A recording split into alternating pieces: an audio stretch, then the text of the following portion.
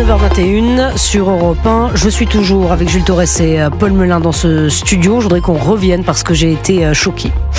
Je le dis, j'ai été choquée que le service public donne la parole hier dans Complément d'enquête à Elias Dimzalen, militant islamiste fichier S, qui est appelé à l'intifada dans les rues de Paris il y a quelques semaines. Didier Lemaire, bonsoir.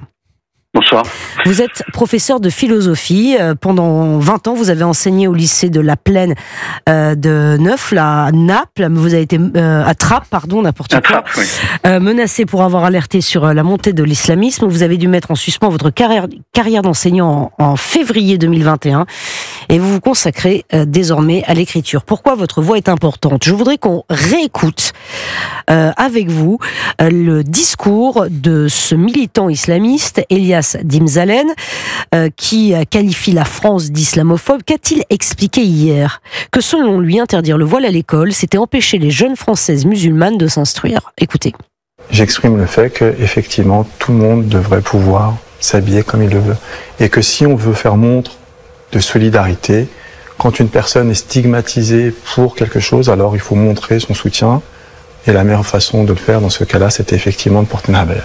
Certaines personnes qui sont obsédées par les musulmans, qui les détestent, ont voulu attaquer, parce que ce sont des grands lâches, des jeunes femmes musulmanes, en leur empêchant d'accéder à l'éducation nationale et à l'instruction. Si on vous demandait de retirer votre pantalon pour rentrer dans vos studios, vous comprendriez très vite qu'en fait on vous empêche d'accéder à vos studios. Pour elle, c'est aussi important qu'un pantalon. Pardon, excusez-moi, mais le rapport entre le pantalon et le voile, n'importe quoi. Excusez-moi, Didier Lemaire, quand vous entendez ça, diffusé sur le service public, en l'occurrence France 2, qu'est-ce que ça vous inspire ? C'est un peu comme si on mettait sur le même plan la parole, par exemple, des alliés ou des juifs avec la parole des nazis, puisque le projet politique de ce monsieur est du même ordre. C'est un projet totalitaire et génocidaire, et son discours revient à instrumentaliser les jeunes enfants d'origine musulmane ou de culture musulmane pour les retourner contre la République. En fait, nous sommes là face à un entrepreneur de haine, et donc je ne crois pas que les arguments rationnels aient beaucoup à faire avec ce type de personnes. Quand vous étiez en exercice, Didier Lemaire, professeur de philosophie à Trappes, quand vous l'avez été pendant 20 ans, est-ce que vous avez été confronté, vous, à un moment ou à un autre, justement, à des parents ou des élèves qui tenaient ce même type de discours ? Non, des élèves commençaient déjà à se victimiser, à percevoir ces règles de laïcité comme des règles qui les visaient spécifiquement, mais en général, après discussion, les choses revenaient dans un cadre, je dirais, normal. Ce qui n'est plus le cas aujourd'hui, je pense, parce que il y a vraiment une tentative d'instrumentaliser ces jeunes et de les retourner contre la République et contre les Français. Je crois que nous sommes passés à une étape vraiment belle depuis peut-être 3-4 ans. Elle est terrible. Elle est terrible parce qu'elle fait de ces jeunes des ennemis potentiels de notre peuple. Et vous voyez, et vous avez des remontées, vous avez créé l'association Défense des serviteurs de la République. Est-ce qu'il y a de plus en plus de remontées, selon vos informations, d'incidents dans les salles de classe ? Est-ce que ces incidents se multiplient ? Disons que la pression est extrêmement forte dans un certain nombre d'établissements où la concentration de ces élèves est importante. Je pense d'ailleurs qu'il faudrait aujourd'hui les fermer pour que ces élèves puissent aller voir ailleurs et sortir de leur milieu, tout simplement. Oui, il y a des pressions, y compris dans de bons lycées parisiens, où il n'y a pas d'enfants.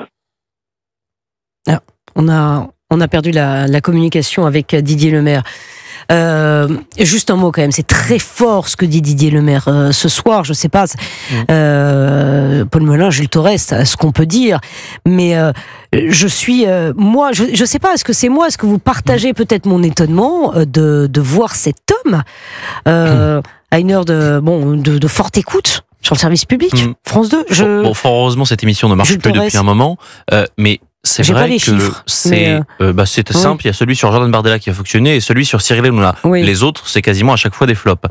Mais la réalité est la suivante, c'est quand même que c'est une émission qui est financé par le contribuable, qui prennent une responsabilité majeure quand ils décident d'inviter pour parler de ces sujets-là qui sont quand même brûlants dans notre société, quelqu'un dont on sait les liens avec les salafistes, quelqu'un qui aimerait qu'en France ce soit un régime des talibans qui dirige, quelqu'un qui s'apprête, ce sera le 19 décembre, je ne veux pas le condamner avant, mais qui va sans doute être condamné pour avoir appelé à l'intifada il y a de cela quelques semaines. L'intifada, ce n'est pas rien, c'est une révolte, il l'a appelé à Paris, c'est une révolte qui au début, dans les années 90, ça fait 160 morts israéliens. La deuxième intifada, c'est plus de 1000 morts israéliens. Donc c'est pas quelque chose d'anodin. Et aujourd'hui, le service public, prend un immense risque à donner la parole à quelqu'un sur ces sujets, des sujets brûlants. D'autant plus qu'on sait que dans cette mouvance, notamment la mouvance des frères musulmans, il y a ce qu'on appelle la taqiya. Donc ce qu'il nous dit là, sur complément d'enquête, moi, je sais très bien que ce n'est pas vraiment